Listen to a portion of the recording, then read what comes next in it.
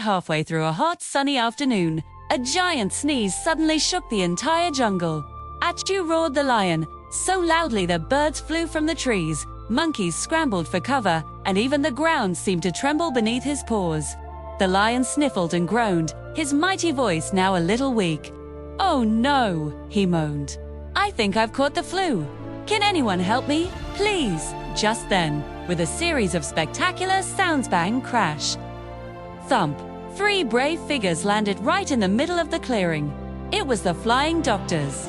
Zog the dragon, with his bright orange scales, Princess Pearl in her smart doctor's coat, and their trusty friend, Serga about. The lion held his head between his paws and let out another enormous sneeze. This time, it was so powerful that leaves rained down from the trees like colorful confetti. Princess Pearl, ever so calm, stepped forward. "Don't you worry, Mr. Lion," she said with a kind smile. "We'll take good care of you."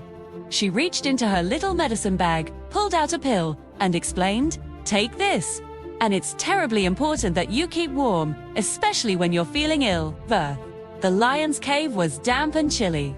So chilly, in fact, that even Zog the dragon felt a shiver run down his scaly back. "We need to warm this place up," Gadabout declared. Zog's eyes lit up. "Fetch some wood," he growled happily. Once a nice pile was gathered, Zog took a deep breath and he let out a perfect, controlled stream of fire. Soon, the cave was glowing with a warm golden light. The lion stretched out in the wonderful heat, his fur steaming gently as he started to feel much, much better. "Thank you, noble dragon," he rumbled, his voice already sounding stronger. "I'm feeling so nice and warm now." The flying doctors smiled, happy to have helped. B waved goodbye to the recovering lion and whooshed back into the sky, ready for their next adventure. As they flew, the weather began to change. The wind howled and dark clouds rumbled around them. As evening began to fall, a magnificent palace glittered far below, its lights twinkling in the twilight. Princess Pearl gasped, her eyes wide with surprise. "That's my uncle's palace. He's the king. Let's go down and say hello." Down they swooped, bang, crash, thump, landing with their usual flair right in the palace courtyard. But before they could even knock on the grand doors, they creaked open. A stern voice boomed from the dimly lit hall. "Pearl, is that really you?" It was her uncle, the king, looking very surprised and not very pleased.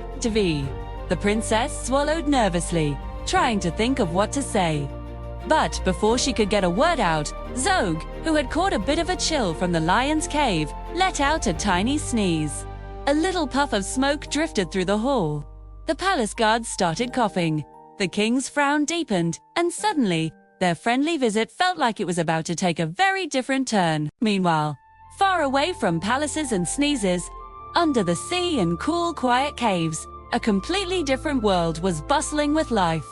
Colorful fish darted and shimmered through the water, big sharks grinned with their toothy smiles, and a tiny little snail clung tightly to the tail of a giant, gentle whale. The ocean whispered with secrets, and somewhere in the deep, dark water, another story was just waiting to begin.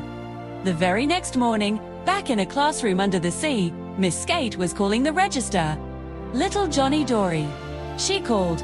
"Yes, Miss Skate," a small voice replied. "Rabbitfish." "Yes, Miss Redfin." "Yes, Miss Tiddler." There was only silence. Miss Skate sighed. Tiddler's late again."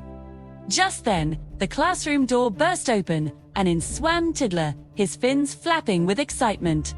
"Sorry I'm late," he cried, out of breath. "You won't believe what happened. I was swimming near an old shipwreck when bang, a treasure chest snapped shut on my tail. I wriggled and I thrashed, and I nearly ran out of bubbles. And just when I thought it was the end for me, guess what? A mermaid appeared and let me out again." The whole class gasped. But then, Rabbitfish shouted, "Oh no, she didn't." "Oh yes, she did," Tiddler argued back. "It's only a story," said Redfin, rolling her eyes. "Just another one of his silly stories," muttered Dragonfish. But little Johnny Dory's eyes were sparkling. He loved Tiddler's adventures. "I like Tiddler's story," he whispered to his friend, and soon, the whole class was whispering about the mermaid and the treasure chest. By the afternoon, Tiddler's tale had traveled all across the ocean floor. It went from the playground to a crab sunbathing on the beach, then to a starfish, then to a wise old turtle. Before long, the whole ocean was buzzing with the story of Tiddler's daring escape. And deep in a dark, damp cave on the shore, a little rat heard the story echoing on the waves. He had been living a life he wasn't proud of, taking things that weren't his. But Tiddler's story of adventure and escape inspired him. He marched out of his cave and into the bright sunlight, determined to find a new life. He didn't want to be a robber anymore. Instead, he found a job sweeping the floors in a cozy little cake shop by the sea. They say even today, if you peek through the window of that cake shop, you might see him humming a happy tune, a tiny broom held in his paw. So you see, the lion got warm thanks to a dragon's fiery breath. The dragon sneezed and surprised a king. A little fish told a story that made the whole ocean listen.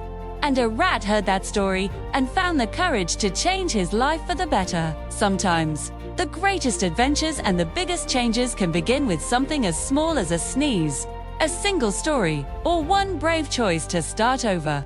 Thank you so much for watching and listening to our story today. If you enjoyed it, don't forget to like this video and subscribe to our channel for more amazing adventures. We can't wait to see you again next time. Bye for now.